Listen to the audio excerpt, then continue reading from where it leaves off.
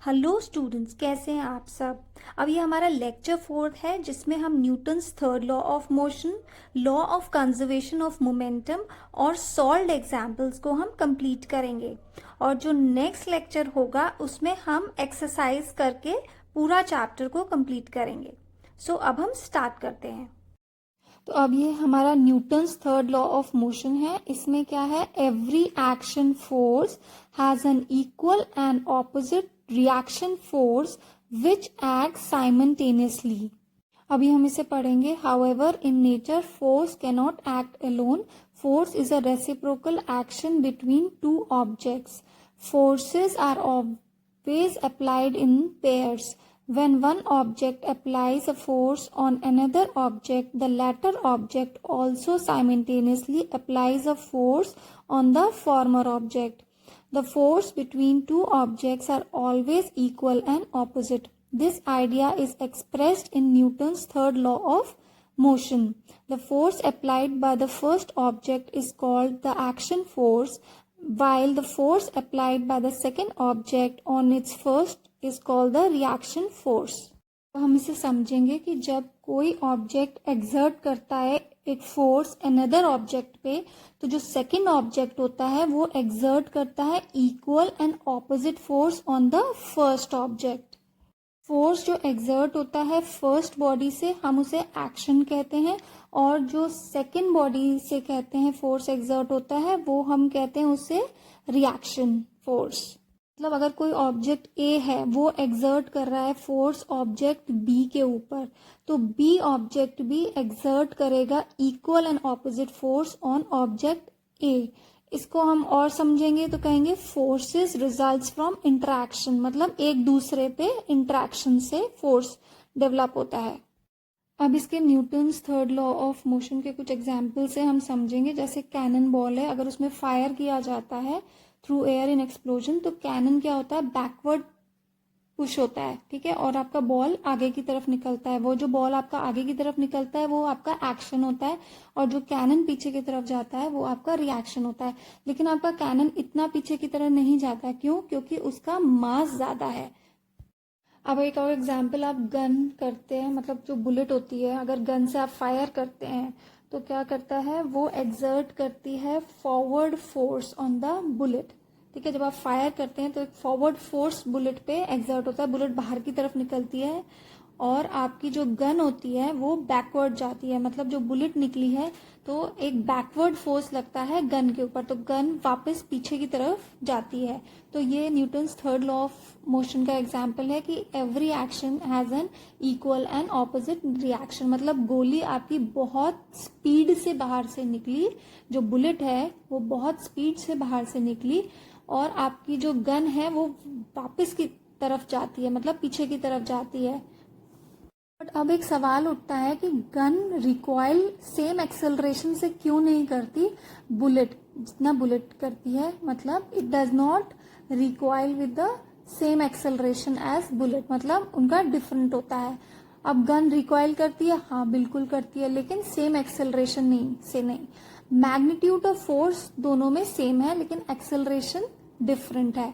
अब हमें जैसे पता है Newton second law of motion से कि force is equal to mass into acceleration.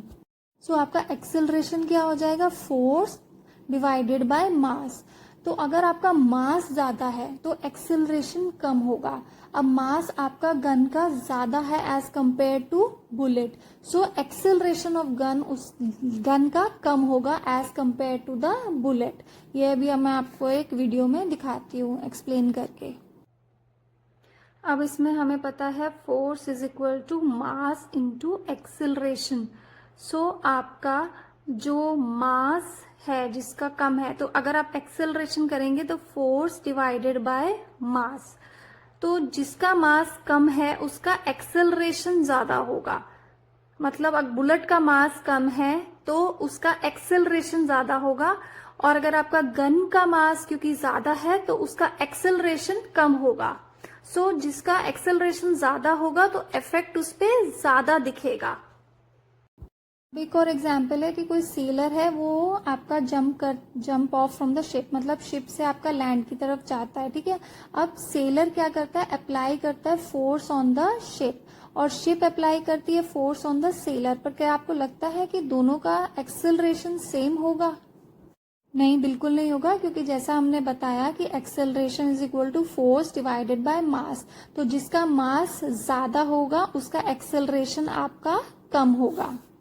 तो एक्सेलरेशन कम है तो इफेक्ट आपका कम दिखेगा। एक और एग्जांपल हम ले लेते हैं, जो नॉर्मल लाइफ में हम वॉक करते हैं। जब हम वॉक करते हैं तो हम ग्राउंड को पीछे की तरफ पुश करते हैं, और जो रिएक्शन आता है ग्राउंड की तरफ से वो आता है आपको, उसको फॉरवर्ड आपको पुश करता है, दस मेकिंग यू वॉक। अब आप बर्ड का एक एग्जाम्पल ले लो। जो बर्ड फ्लाई करती है तो वो क्या होता है, जो विंग्स होते हैं उस बर्ड के, वो एयर को डाउनवर्ड पुश करते हैं, और जो एयर होता है, मतलब जो रिएक्शन आता है, वो क्या होता है, वो एयर आपको, मतलब जो बर्ड होती है वो एयर उस बर्ड को ऊपर की तरफ पुश करती है। मतलब जो विंग्स होते हैं बर्ड के, वो पुश करते हैं एयर को नीचे की तरफ, और जो एयर होती है वो पुश करती है बर्ड को ऊपर की तरफ। अब ये फर्स्ट और सेकंड पॉइंट्स हैं। Take a plastic boat and make a hole at its rear end, मतलब एक कोई प्लास्टिक की बोट लीजिए और उसके रियर एंड पे एक होल बना दीजिए। Second, inflate a balloon and fix it on the hole in the boat, मतलब जो हमने होल बनाया है उस पे हमने एक बलून में हवा भरी और उसे फिक्स कर दिया। Release the boat in water, what happens to the boat as the air in the balloon escape slowly, मतलब क्या होगा आपका बोट के साथ जैसे एयर उस बलून में से निकलेगी और क्यों। अब इसका आंसर ऐसे है कि जैसे से बलून से आपकी धीरे से एयर निकलती है तो वो वाटर को पीछे की तरफ पुश करती है, ठीक है, और जो पानी है वो फॉरवर्ड फोर्स लगा रहा है आपका बोट के ऊपर, तो बोट आपका आगे की तरफ जाएगी। मतलब जब उस बलून में से आपका धीरे से हवा निकल रही है तो वो एक बैकवर्ड फोर्स डाल रही है आपकी वाटर के ऊपर, पानी के ऊपर, और पानी अब क्या रिएक्शन फोर्स देगा, क्या रिएक्शन फोर्स देगा, वो बोट को आगे की तरफ पुश करेगा। अब हम इसे थोड़ा सा समराइज करेंगे। जैसे अगर आपने एक बॉल फेंकी टेबल के ऊपर, तो वो बॉल टेबल पे एक फोर्स को एक्सर्ट करेगी। अब रिएक्शन फोर्स क्या आएगा कि जो टेबल है वो भी बॉल पे एक फोर्स को एक्सर्ट करेगी। इन दोनों फोर्सेस का मैग्नीट्यूड तो आपका सेम होता है, पर जो डायरेक्शंस होती हैं वो ऑपोजिट होती हैं। जो बॉल फोर्स लगा रही है टेबल के ऊपर उसको आप एक्शन फोर्स कहते हैं, लेकिन जो टेबल लगा रही है बॉल के ऊपर फोर्स, वो आप उसे रिएक्शन फोर्स कहते हैं। This means every action has an equal and opposite reaction. अब हमारे एक सवाल है कि स्विमर्स क्या करते हैं, वो वाटर को बैकवर्ड क्यों पुश करते हैं। मतलब जब हम स्विमिंग करते हैं, आप लोगों ने भी करी होगी, तो आप वाटर को बैकवर्ड पुश क्यों करते हो। तो इसमें भी Newton's third law of motion apply होता है। जब हम स्विम करते हैं तो हम फोर्स अप्लाई करते हैं विद आवर हैंड्स और पुश करते हैं वाटर को बैकवर्ड्स, तो ये आपका एक्शन हो गया। अब इसका क्या रिस्पॉन्स होता है, रिस्पॉन्स टू दिस एक्शन जो वाटर होता है वो हमें फॉरवर्ड पुश करता है विद इक्वल फोर्स, तो ये आपका रिएक्शन हो गया। अब ये डायग्राम है, जैसे हम देख रहे हैं कि मैन है वो बोट से बाहर उतर रहा है, तो man jumps out of boat और ये फोर्स एक्सर्ट कर रहा है बोट पे, तो वो एक एक्शन हो गया। अब इसका रिएक्शन क्या होगा, boat exerts equal force on man, ठीक है, बोट आपकी बैकवर्ड मूव करेगी and we are able to move forward. ये आपने एग्जाम्पल एक्सपीरियंस भी किया होगा, जब भी आप बोट से उतरते हो या आगे भी करो तो इसे नोटिस जरूर करना। अब एक और एग्जाम्पल है, अगर किसी ने किसी को स्लैप किया है, मतलब अगर किसी ने किसी को चांटा मारा है फेस पे, तो वो जो उसको चांटा मारता है वो होता है एक्शन, लेकिन अब चांटे मारने को भी वाले को भी हाथ में दर्द होता है, तो वो उसका रिएक्शन हो गया। ये थोड़ा सा फनी सा एग्जाम्पल हो गया, बट ये भी एक Newton third law of motion का आपका एग्जाम्पल है कि अगर कोई किसी को स्लैप करता है तो वो जो एक्शन होता है, मतलब जो स्लैपिंग हो गया वो हो गया एक्शन, और लेकिन जो आपको जिसने मारा है चांटा उसके हाथ में भी थोड़ा सा दर्द होता ही है, तो वो आपका रिएक्शन हो गया। अब ये यूज योर ब्रेन पावर, अब इसमें कुछ क्वेश्चंस दिए हैं, उसके आपसे एक्सप्लेनेशन उसमें देने हैं। फर्स्ट है, while hitting a ball with a bat the speed of the bat decreases, मतलब जब भी हम किसी बैट से बॉल को मारते हैं तो आपकी बॉल की तो स्पीड काफी आ जाती है, लेकिन जो बैट होता है उसकी स्पीड आपकी कम हो जाती है, घट जाती है। तो इसका रीजन क्या हो सकता है? अब जैसे ही बैट कांटेक्ट आता है बॉल के साथ, तो वो एक फोर्स होता है, वो एक्सर्ट करता है बॉल के ऊपर फॉरवर्ड डायरेक्शन में, ठीक है। एट द सेम टाइम जो बॉल होती है वो फोर्स एक्सर्ट करती है बैट पे इन द बैकवर्ड डायरेक्शन, जब वो उसके साथ कांटेक्ट में आती है, तो इसकी स्पीड इसकी वजह से घट जाती है। सो इसमें न्यूटन्स थर्ड लॉ फॉलो होता है। अब ये सेकेंड क्वेश्चन है, a gun recoils that is move backwards when a bullet is fired. मतलब जब आपकी बुलेट फायर की जाती है तो गन रिकॉइल कर जाती है, रिकॉइल मतलब मूव कर जाती है पीछे की तरफ। सो इसका रीजन क्या है? सो जब एक बुलेट फायर की जाती है, गन मतलब गन से आप एक बुलेट फायर करते हैं तो फोर्स एक्सर्ट होता है on the bullet by the gun, ठीक है, जिससे उस बुलेट की वेलोसिटी बढ़ जाती है। अब every action has equal and opposite reaction, so bullet भी एक्सर्ट करती है same force on the gun, जो कि उसके रिकॉइल का रीजन होता है। अब ये थर्ड आ रहा है, mechanism of firing of A rocket. आपने टीवी वगैरह में देखा होगा रॉकेट किस तरह से चलता है। सो इसका क्या मैकेनिज्म है, ये भी Newton's third law of motion पे एक्सप्लेन्ड है कि जब रॉकेट मूव करता है तो वो एक एक्शन फोर्स डालता है गैसेस पे टू एक्सपेल देम बैकवर्ड्स, जो कि इन टर्न एक्सर्ट करती है equal and opposite force to move the rocket forward. मतलब जैसे आपने देखा है डायग्राम में कि जैसे रॉकेट चलता है तो एक वो एक्शन फोर्स एक्सर्ट करता है गैसेस पे बैकवर्ड्स, ठीक है। अब ये बैकवर्ड तो हो गया, अब फॉरवर्ड रॉकेट पे एक फोर्स लगता है, ठीक है, जिसकी वजह से वो रॉकेट ऊपर की तरफ जाता है। अब ये बॉक्स में दिया है, action and reactions are termed as express force. Second, these forces act in pair, मतलब पेयर में एक्ट करते हैं, सिंगल एक्ट नहीं करते, वन फोर्स एग्जिस्ट ही नहीं कर सकता, ठीक है, ये पेयर्स में ही एक्ट करते हैं। Third, action and reaction forces act simultaneously, मतलब एक्शन होगा तो फिर रिएक्शन भी होगा उसके बाद। अब फोर्थ पॉइंट है, action and reaction forces act on different objects, they do not act on same object and hence cannot cancel each others effect. इसमें मैं आपको एक एग्जाम्पल दूंगी, उससे आपको अच्छे से समझ आ जाएगा। अब इसका एग्जाम्पल है कि जब हम एक वॉल को पुश करते हैं अपने हाथों से, तो रिएक्शन जो आता है वॉल का वो हमारे हाथ पे आता है, ठीक है। मतलब एक आपको प्रेशर फील होता है, पेन फील होता है, जब आप बहुत जोर से वॉल को पुश करते हैं तो आपको प्रेशर और पेन फील होता है। और जो एक्शन है वो हम करते हैं वॉल के ऊपर, हमारे द्वारा किया जाता है वॉल के ऊपर, वो होता है एक्शन।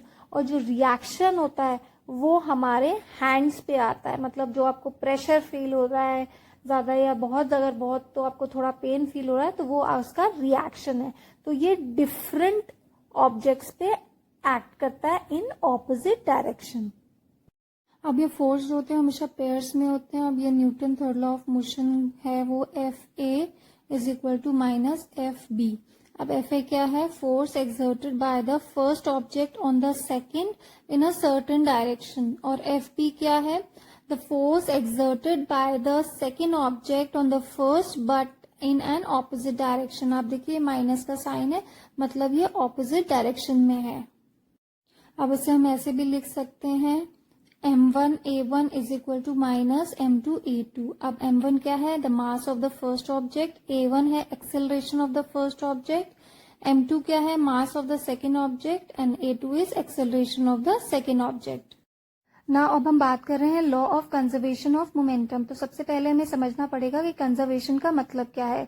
कंजर्वेशन का मतलब है कि कोई भी चीज ना वेस्ट हो रही है, ना लॉस हो रही है, ना डैमेज हो रही है, मतलब इसको हम अदर वर्ड्स में कह सकते हैं प्रिजर्व, ठीक है।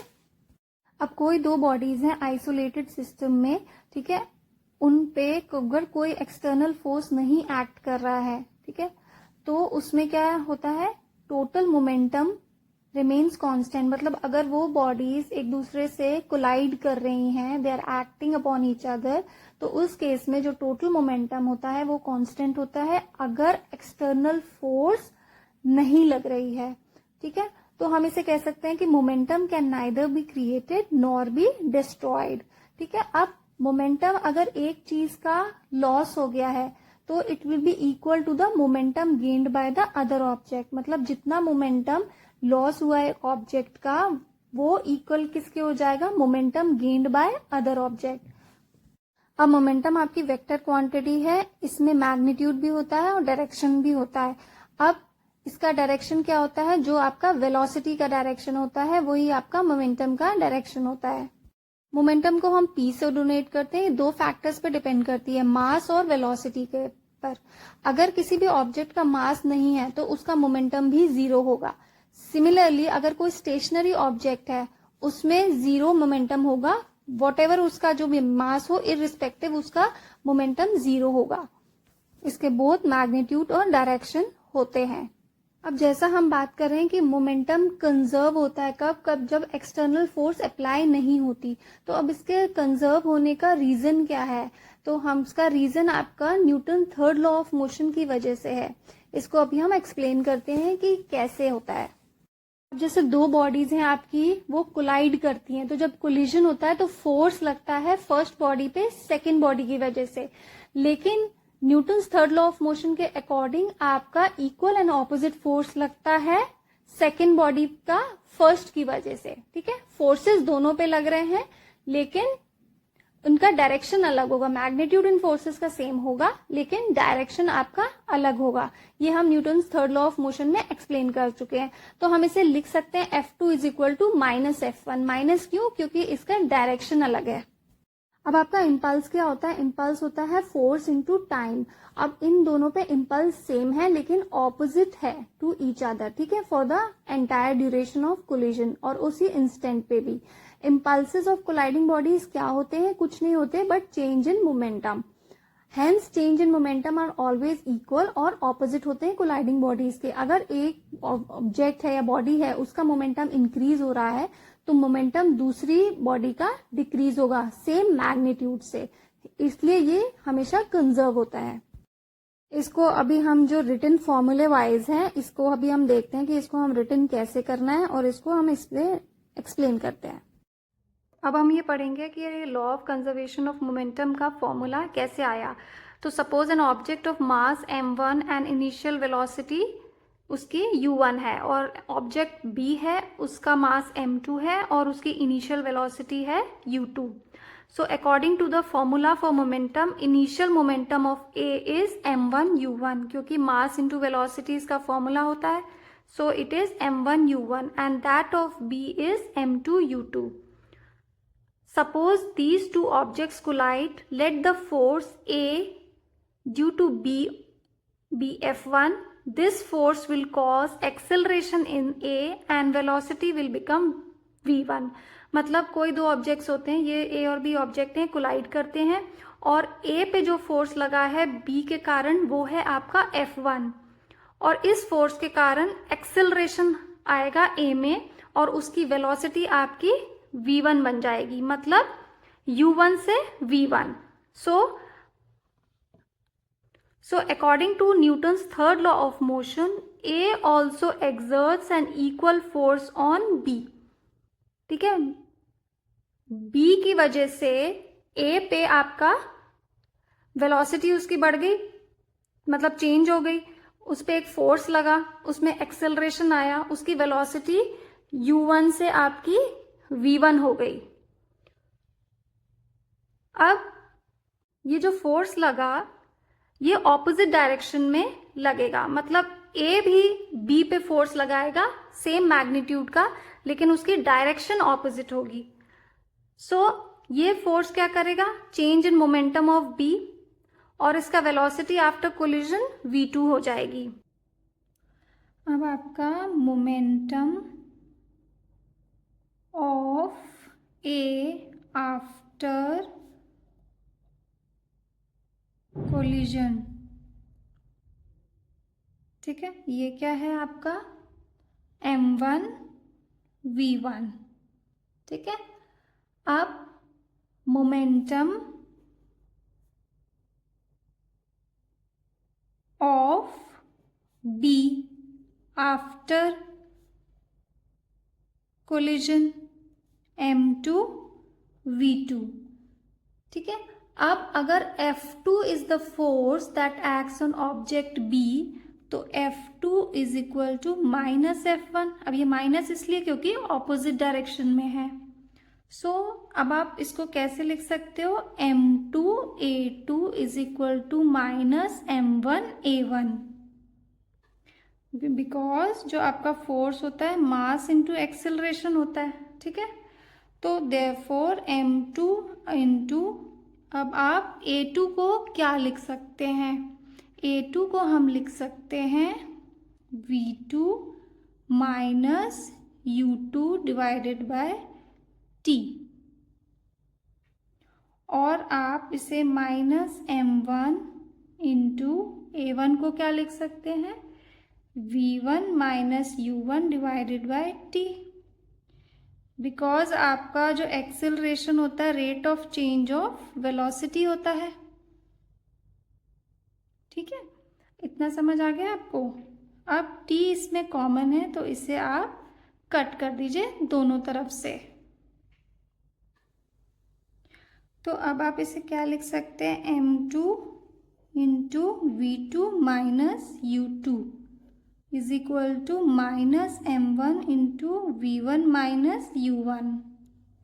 सो M2 मल्टीप्लाई करो V2 minus M2 U2 is equal to minus M1 V1, अभी minus minus plus M1 U1।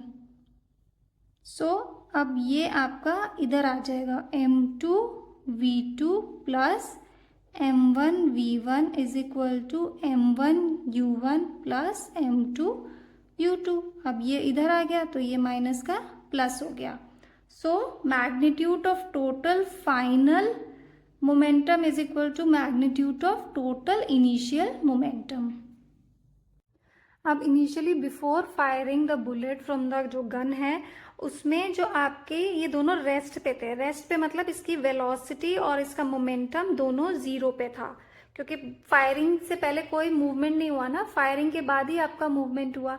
तो आपकी इसमें इनिशियल वेलोसिटी आपकी जीरो थी, सो इनिशियल मोमेंटम आपका जीरो पे था, क्योंकि गन और बुलेट दोनों रेस्ट पे थे। So according to the law total final momentum भी जीरो होगा, क्योंकि इनिशियल मोमेंटम जीरो है, सो फाइनल मोमेंटम भी आपका जीरो होगा। तो फॉरवर्ड मूविंग जो बुलेट है it causes gun to move backward after firing, मतलब जैसे आपने फायर किया सो गन से बुलेट निकली बहुत तेज स्पीड पे, सो अब ये एक फोर्स बैकवर्ड फोर्स लगाएगी गन पे, मतलब बुलेट ने फोर्स लगाया बैकवर्ड, पहले गन ने फोर्स लगाया बुलेट बाहर निकली जब आपने फायरिंग की, फिर एक बैकवर्ड फोर्स लगा आपका गन पे विच कॉज्ड इट्स रिकॉइल, मतलब जो इसका बैकवर्ड मोशन है जिसे हम रिकॉइल कहते हैं। सो अब हमें पता है कि टोटल फाइनल मोमेंटम भी आपका जीरो होगा, क्योंकि इनिशियल मोमेंटम आपका जीरो है। सो हम इसको लिखेंगे M1 V1 plus M2 V2, ठीक है, ये आपका जीरो है। तो इससे आप V2 कैलकुलेट कर सकते हैं, इसको आप इधर ले आइए, minus M1 divided by M2 into V1। अब इसमें दिया है 10, अगर कोई एक्सटर्नल फोर्स नहीं एक्ट करता और इंटरेक्टिंग ऑब्जेक्ट्स में तो there total momentum remains constant. इसमें जो वर्ड है उस जो हमें सबसे ज़्यादा नोट करना है वो है टोटल, ठीक है। आपका टोटल मोमेंटम रिमेन्स कांस्टेंट है। अगर इंडिविजुअली आप देखो तो मोमेंटम चेंज हो सकता है ऑब्जेक्ट्स का, लेकिन जो टोटल मोमेंटम होता है वो कांस्टेंट रहता है, it does not change. So ये हमारे according to Newton's third law of motion पे है, the momentum is unchanged after collision. अगर जब बॉडीज कोलाइड करती हैं तो मोमेंटम उसका अनचेंज हो जाता है, तो momentum gets redistributed between the colliding objects. अब ये जो मोमेंटम होता है वो रीडिस्ट्रीब्यूट हो जाता है बिटवीन द कोलाइडिंग ऑब्जेक्ट्स। मतलब अगर आप मान लीजिए कि अगर आपके पास 4 बॉल्स हैं तो तो पहली बॉल ने दूसरे को हिट किया, दूसरे ने तीसरे ने चौथे, तो इस तरह आपका जो मोमेंटम है वो फर्स्ट बॉल से ट्रांसफ़र होता है सेकंड बॉल से, सेकंड से थर्ड, थर्ड से फोर्थ, फिर वापस फोर्थ से थर्ड, थर्ड से सेकंड और फिर फर्स्ट। तो ऐसे ये रीडिस्ट्रीब्यूट हो जाता है। The momentum of one object decreases while the other increases. मतलब एक ऑब्जेक्ट, कोलाइडिंग ऑब्जेक्ट का एक का तो मोमेंटम आपका डिक्रीज कर जाता है और दूसरे का इंक्रीज कर जाता है। मतलब टोटल को अगर आपको, क्योंकि टोटल कांस्टेंट रहता है ना, सेम रहता है, तो एक का अगर घटेगा तो दूसरे का बढ़ेगा, या एक का बढ़ेगा तो दूसरे का घटेगा। Thus we can also state as follows, when two objects collide the total momentum before collision is equal to the total momentum after collision. मतलब जब दो ऑब्जेक्ट्स कोलाइड करते हैं तो जो टोटल मोमेंटम होता है बिफोर कोलिजन, ये इक्वल होता है total momentum after the collision. अगर हमें इस प्रिंसिपल को अंडरस्टैंड करना है तो हमें एक एग्जाम्पल लेना होगा। When a bullet is fired from a gun, जब बुलेट फायर की जाती है गन से, when a bullet of mass m1 is fired from a gun of mass m2, मतलब एक बुलेट है जिसका मास m1 है, वो फायर किया जाता है from a gun of mass m2। Its velocity becomes v1 and it's momentum becomes m1 v1, क्योंकि जो मोमेंटम होता है वो product of mass and velocity है। सो जो मोमेंटम आपका बुलेट का है वो है m1 v1। Before firing the bullet both the gun and bullet are at rest. मतलब बिफोर फायरिंग दोनों, आपकी बुलेट भी गन भी दोनों रेस्ट पे हैं, तो क्योंकि इनकी वेलोसिटी जीरो है तो initial momentum is also zero. According to the above law the total final momentum has to be zero, क्योंकि हमें पता है कि initial momentum is equal to the final momentum. So आपका इनिशियल, क्योंकि वो रेस्ट पे हैं तो उनका मोमेंटम जीरो है, इनिशियल मोमेंटम। सो आपका final momentum, total final momentum, उसको भी जीरो होना पड़ेगा। Thus forward moving bullet causes the gun to move backward after firing. इसीलिए जो फॉरवर्ड मूविंग बुलेट होती है वो गन को रिकॉयल कराती है, जो कि इसका मतलब होता है बैकवर्ड मूव करना। सो इस backward motion of the gun is also called recoil. ये backward motion of the gun, ये इसको हम रिकॉयल कहते हैं।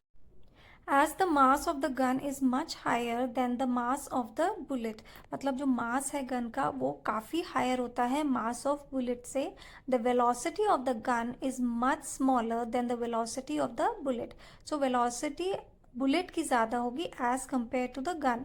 the magnitude of the momentum of the bullet and that of the gun are equal and their directions are opposite. जो magnitude होता है momentum का of the bullet and that of the gun, ये equal है और इनके directions opposite हैं। दस the total momentum is constant. The total momentum is also constant during the launch of A rocket. ये हम इस चैप्टर में एक्सप्लेन कर चुके हैं कि ये जो आपका टोटल मोमेंटम होता है वो कांस्टेंट क्यों रहता है। Now these are the solved examples. इसमें दो एग्जाम्पल्स हैं 1 and 2, तो हम इसे सॉल्व करते हैं। So example 1 is the mass of a cannon is 500 kg and its recoil with a speed of 0.25 meter per second. What is the momentum of the cannon? मतलब इसमें mass of the cannon दिया है, speed दी है और इसमें पूछा क्या है, momentum. So अब हम इसे स्टार्ट करते हैं। इसमें सबसे पहले हम गिवन से स्टार्ट करेंगे। गिवन में है mass of the कैनन, ये है आपका 500 kg। रिकॉइल स्पीड ये आपकी 0.25 मीटर पर सेकेंड। पूछा क्या है, मोमेंटम। तो मोमेंटम का आपका फॉर्मूला होता है mass into velocity. Mass is 500 into 0.25. So answer is 125 kilogram meter per second. Now coming to example 2. Two balls have masses of 50 grams and 100 grams respectively, and they are moving along the same line in the same direction with velocities of 3 meter per second and 1.5 meter per second respectively. They collide with each other, and after the collision, the first ball moves with a velocity of 2.5 meter per second. Calculate the velocity of the other ball after collision. So इसमें दो balls हैं जिसका masses दिया है grams में, इसे हमें kilograms में कन्वर्ट करना होगा। दूसरा दिया है इनिशियल वेलोसिटीज दी हैं दोनों की, और फाइनल वेलोसिटी दी है फर्स्ट बॉल की। अब हमें कैलकुलेट करना है final velocity of the second ball after the collision. अब हम इसे स्टार्ट करते हैं सेकेंड क्वेश्चन को गिवन से, ठीक है। तो सबसे पहले the mass of the first, अब हम इसे स्टार्ट करते हैं सेकेंड क्वेश्चन को गिवन से, ठीक है। तो सबसे पहले the mass of the first ball, ये कितना है आपका 50 ग्राम्स। अब 50 ग्राम्स को आपके किलोग्राम में बदलना है। कैसे करेंगे? 1000 से डिवाइड, तो ये आपका केजी हो जाएगा। 50 डिवाइडेड बाय 1000 केजी हो जाएगा, ठीक है। ये आपका केजी हो गया।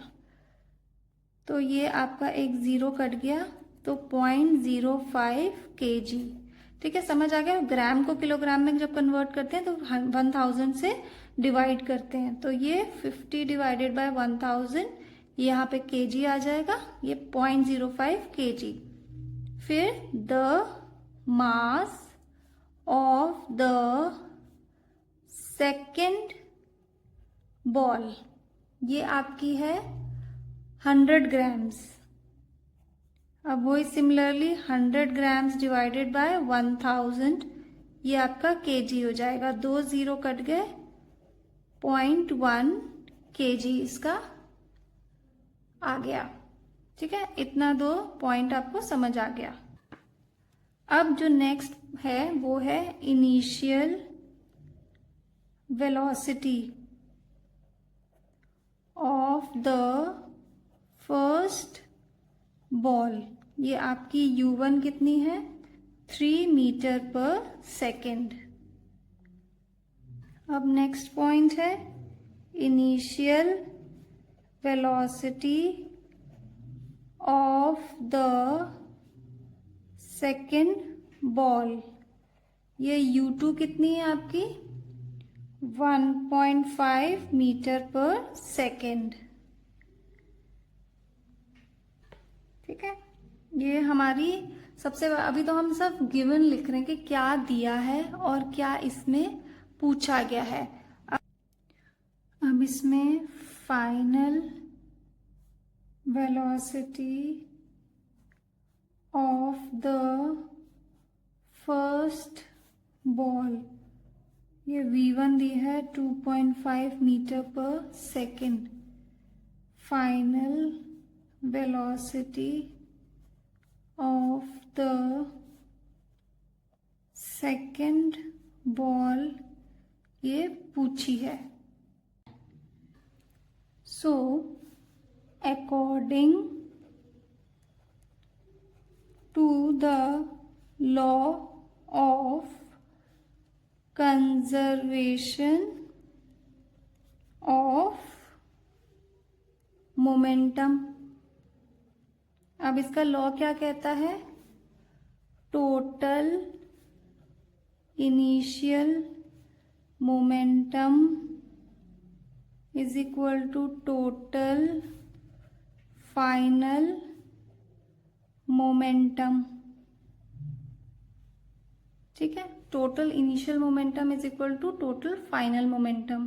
That means m1u1 plus m2u2 is equal to m1v1 plus m2v2। बस इसमें वैल्यूज पुट कर देनी है। ये 0.05 into 3 plus 0.1 into 1.5 is equal to 0.05 into v1 है 2.5 प्लस 0.1 इंटू v2। अब ये आपको v2 ही फाइंड आउट करना है, तो ये आपका आ जाएगा 0.15 plus 0.15 is equal to 0.125 plus 0.1 V2। तो आपका 0.3 is equal to 0.125 plus 0.1 V2। सो आपका 0.1 V2 क्या हुआ, 0.3 माइनस 0.125, ये क्या हुआ आपका 0.175। अब ये V2 कैसे आएगा, इसको हम नीचे ले आए, so answer is 1.75 metre per second. Hopefully आपको ये चैप्टर पसंद आया है और प्लीज़ इसे लाइक ज़रूर करिएगा और सब्सक्राइब चैनल को करिएगा। नेक्स्ट लेक्चर तक बाय।